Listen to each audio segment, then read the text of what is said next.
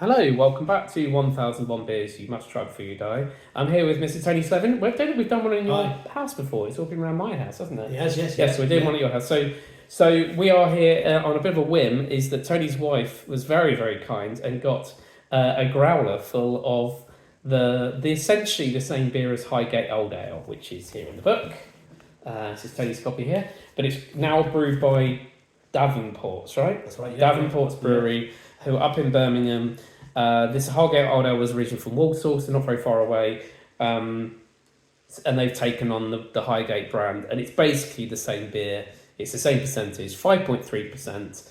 First brewed 1898, and we've got it in a big jug here. So it's a couple of days old. It was on cask, and you brought it back, your wife brought it back in a growler. You had it the other night. You said it was all right. It's a bit flat, but it's okay. Yeah, we'll give it a go, I suppose. So, do you want to pour while I read the tasting notes? Okay. Amazing. Okay, so it says Highgate Old Ale pours a rich ruby colour. The malt dominates the nose with significant chocolate and coffee aromas. These are joined on the palate by dollops of dark red fruit and a faint vein of sherry warmth. An ideal pairing for rich desserts. Oh, I am seeing some life in it. That's good. Yeah, there's a little bit. Yeah, there is a bit of life. And they call it, I think they now call it CB Old Ale by Davenport, but it's exactly the same percentage, and it looks exactly the same as it is in the book, apart from the head. Yeah. But we're using the glassware is similar to the glassware in the book, so we have replicated this as much as humanly possible. As Tony will attest to, finding some of these beers now is becoming increasingly difficult. Let's have a smell. I'm definitely getting that kind of stone fruit, Yeah. red fruit, stone fruit. Let's just go straight in for a taste. Yeah, probably too much. You can't get my nose in the glass. That is Old Ale. Yeah. That is Old Ale. It does say, interestingly, this, even though it was first brewed in 1898, it was originally axed as a beer. It was only revived in the late 1980s. It was then the brewery was used to be owned by, oh that's right, Highgate was taken over by Mitchell and Butlers, who subsequently merged with Bass. Bass then tried to close down the brewery. The brewery then got bought out. That's right. Yeah. And it says it was available on draft in winter. A bottle conditioned version is sold all year round, but it's not. It doesn't exist anymore. Highgate Brewery does not exist. Davenport's is. And now I don't know if Davenport's was a brewery that already exists and bought it. I think that's what I get. That's kind of what I understand. I'm guessing so. Yeah. I was always very confused when I first started seeing Highgate. I thought it was referring to Highgate in London. Yes, right. Yeah. And I thought, it's a beer from London. No, I'm not quite sure. It must refer to a gate that's high or something. I don't quite. It doesn't tell you the name or why it's called Highgate. But it is an old ale, and it's a bit of an unusual time of year to have it really in March. Yeah. It's fine. Obviously you can find it all year round, probably on draft. What did they say? Is it seasonal?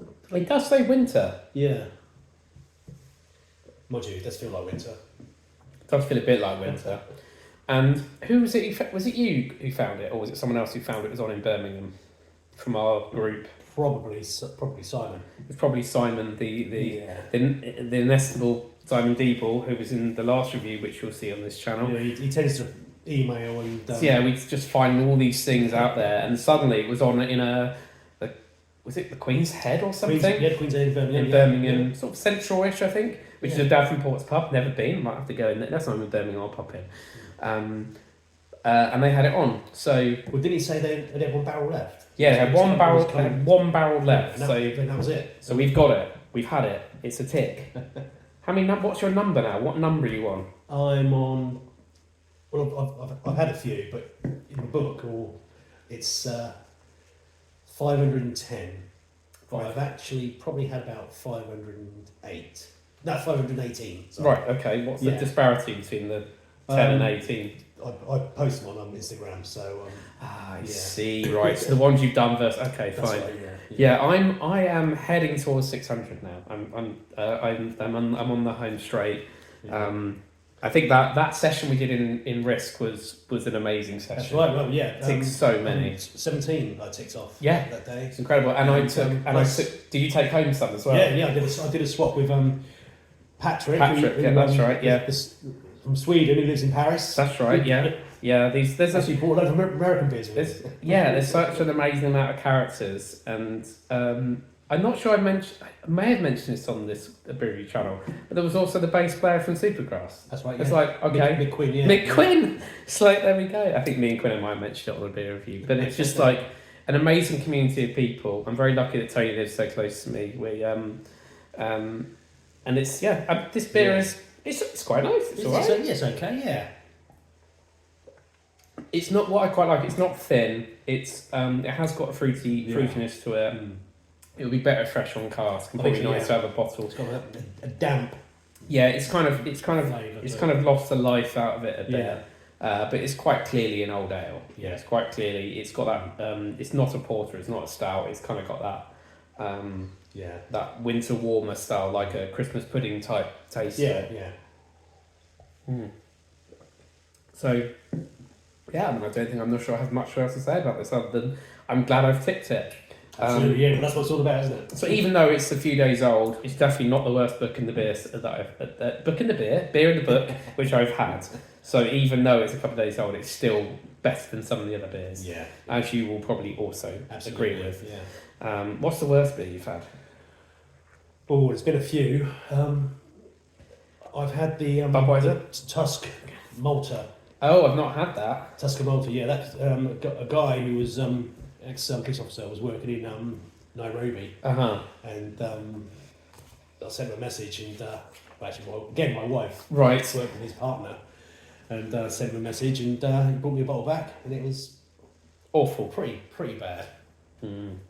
Yeah, I think I remember there was another lager from like Namibia or somewhere. Windhoek, which is just so boring. Yeah. Like some of the lagers in here are just so boring.